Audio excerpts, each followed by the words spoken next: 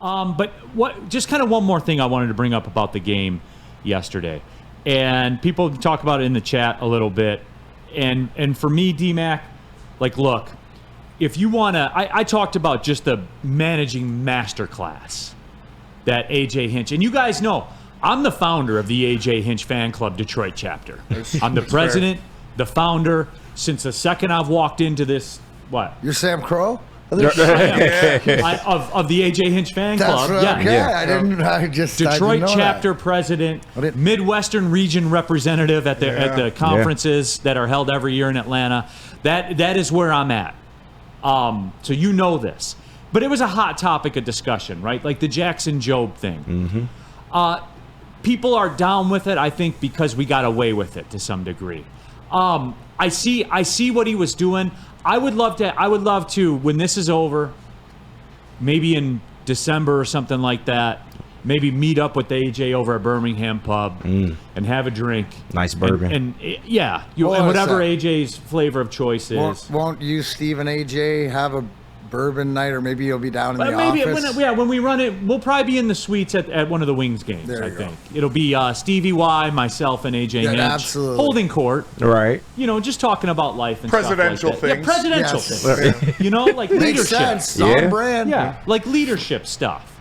Talk about furnaces and that type of stuff. But I would like to have a drink with them one time and say, how much were you feeling it, AJ? Like with the decision to bring Jobe in, I thought, even for me, I thought it was aggressive. Yeah. I was texting with my buddies. I was like, and even my buddies were like, "This is aggressive." I liked it. I loved it. I liked it too. Well, we love it because we got away with it. But still. No, because what did he come in there? He came in there throwing straight. You put him in the most high volatile situation as a young guy, and you're not expected to more succeed, but the fact is the fact that he got that heat.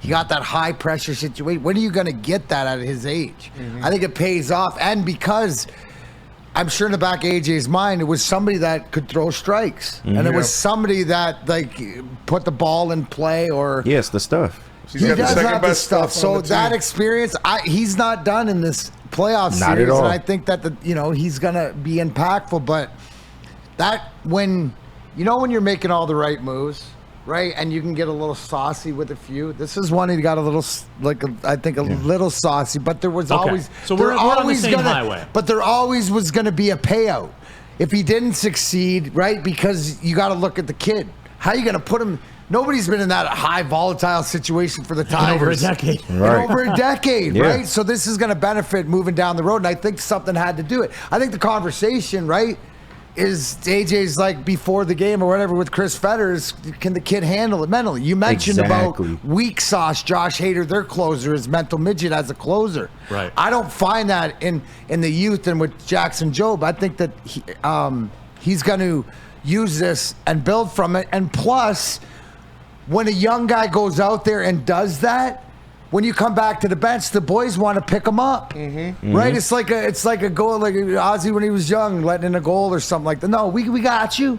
Yeah, we'll pick you up. You did a great job. You only got 2. What would you expect? I mean, that could have blown out of proportion. It could have been worse. Bases loaded. It could have been worse. It could have been a lot worse. And the fact that you're only down a run with the team that you have right now, I think it's one of those, Neil, where you got to make those, even as calculated. Let's say that you are or I am or whatever like that. There's sometimes you got to throw the coin flip up there or just throw it out there and let things happen. And I love it because even, you give him 6, 7, 8, and you got 9 as a buffer. You can't hit the first batter. You can't hit the first batter. Non-negotiable. He had the yips a little bit. He was excited. He's a young kid in there. So okay, and this is even when it comes down to bases loaded, he made the pitches to get out of that situation. He had a ground ball hit right to Torkelson. Torkelson put it in Jake Rogers' chest. Unfortunately, he dropped it. Weak pop out to foul territory by Altuve. If Vierling gets behind that ball, he can deliver a strike to home and it wouldn't score a run. Now, he shouldn't be in that situation to start off, but he made the pitches to get out of it. His defense didn't help him out as they should have. Neil, my question to you, was the moment bigger than Jackson Jobe? Or did to me, it didn't seem like the moment was big. Look at, exactly what you said, right? He cost himself that's youth. He's gonna come in there excited. What how would you be at 21 years old? I don't care what stuff you have stepping on the bright light. You had 4 innings of baseball before but that. then, dude, you did. You It's saw wild, dude. This is all wild. I get it. right? So to me, it wasn't like, and you've seen it, where the moment is bigger than the person either at bat or on the mound. And it wasn't the case there. And I'll come full circle, unlike some people that do this job in this town. I told you guys I was listening on the radio, and I am sad that I missed that because I didn't see the body language, the look on his face. I'm big on that, D-Mac. I know you're big on that. 100%. Because that tells you the truth. He You wasn't can't worried escape until it started getting really bad. Once the bases got juice, you can kind of see it on him. But besides that, But he looked like he was ready to go. through it. Yeah, even then he got a weak ground ball to first base and a foul out by Jose Altuve. He made the plays. And Neil, we was talking about it before the show. When else were you going to put it? You know you were going to get Jackson Jobe at some point. What other spot in this game would you have put him in? It's not like they put him in, runners at the corners, 2 outs. They put him in bottom of the 7th. It's unfortunate that he hit the first batter, but overall, like Spinny said, he did enough to get out of the jam, and you had to see what you had in the kid. You got to put him out in situations my like thing this. was just not there. Like I would have went to Gunther first, but again, I'm not going to question it. But you gonna close the game with Joe? No. I'm gonna do it. I'm gonna do Gunther, then I'm gonna do Vest, and then I'm getting on the plane and going home. Okay, but eventually he's gonna have to be in these type of spots, and we're going to see him in the divisional series as well. I thought it was very aggressive. But no, it seems aggressive on the surface, but he has the stuff to compete. So I'm not mad at it. Rotax 583. AJ. It says that AJ was looking at next year and the year after with Job. He's maturing the kid. I don't think we realize what the stakes were, though. No, this wasn't a learning thing. This wasn't maturing him. He's got some of the best stuff on the team. He brought him in there to get out of that inning. Yes. Unfortunately, he hit the first guy. But like I said, even when he had the bases loaded, he made 2 plays on the 9th hitter and then Jose Altuve that were weak, should have been outs. Unfortunately, Spencer Torkelson short hop Jake Rogers. Yeah, that was still hit him right in the chest. Jake should have made the catch. And Matt Vierling didn't get behind the ball enough, so the runner scored on that weak foul out by Jose Altuve. Neil, to your point, maybe if the Tigers had lost that first game, I would definitely be more in your boat. You were already up a game. I understand it could have went way worse, and you could have really lost that game behind this decision, but you were up a game. And you had the advantage at that point, so I'm not mad at the decision. Good to see Jackson Jobe and Tarek Skubal and Andy Ibanez in the chat, by the way. That's big, right. That's big. I like that they come back into town. The flagship could never. No, never, man, never. But you know what, though, D-Mac? I do want to back this up to Game 1. And you know I always got a purpose when I do this stuff. Yeah, right? I know. You see why you start Foley at the beginning of the – could you imagine walking into that? Yeah. You see what I'm saying? You was right. And Gunther got the double play. And low key, Sean Gunther, man. Beast. Let me do this to Sean Gunther right here officially. Sean Gunther, I have to apologize. I was not familiar with your game. Mm-hmm. And I remember the first time watching a game where you came in, I'm giving it to you right now. I didn't know who you were. I didn't know your name. Yeah. Sorry, man, I didn't. And you probably had the reaction, who the hell is this guy? I did. I but had no idea what? who he was. Damn it, I'm glad you're here. Before the last because 2 months of the Sean season. Gunther's not getting the credit for getting that double play. Yeah.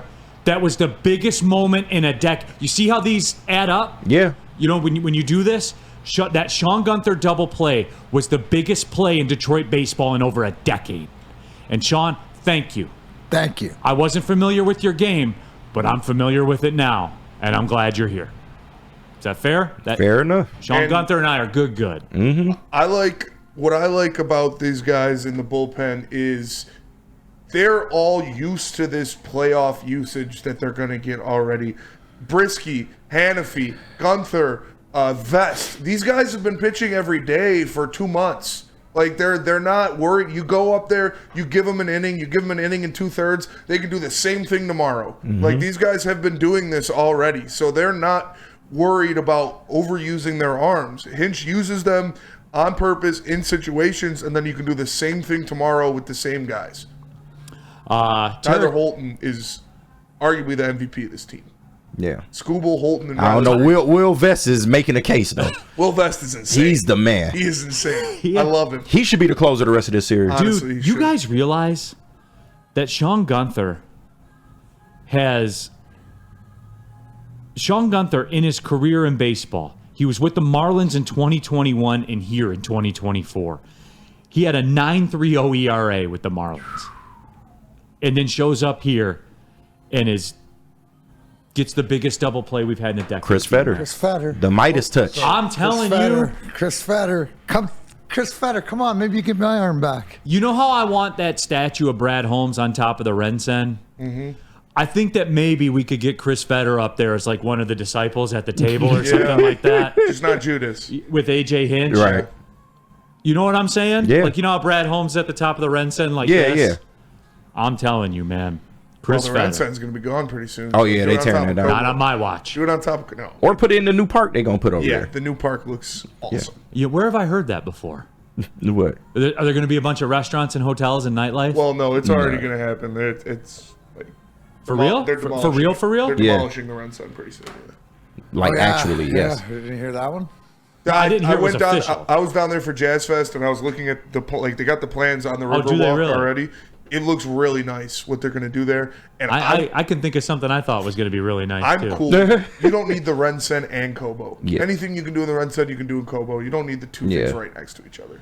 Tarek's... This sorry, go ahead. This little park thing, it looks Yeah. really nice. It's about time, though. Yes. It's not District Detroit. Don't Nobody worry. does less with more waterfront than Yeah, we the do. Yeah, for Riverwalk real. is so awesome. You know? Biggest riverfront in the country. Nobody does That's less so with their true. waterfront than we Yeah. do. Nobody does less with as much. Yeah. Like, for real. Yeah, that's Detroit, man. Like the only thing I remember being on the river as like a lifelong Detroiter was when they had that temporary boat casino there. Oh yeah. You talking about the Boblo? Like, for real. Yeah. That's all I remember. And that was Canada's. But anyway, Tarek Scuba has a question for me, which is odd.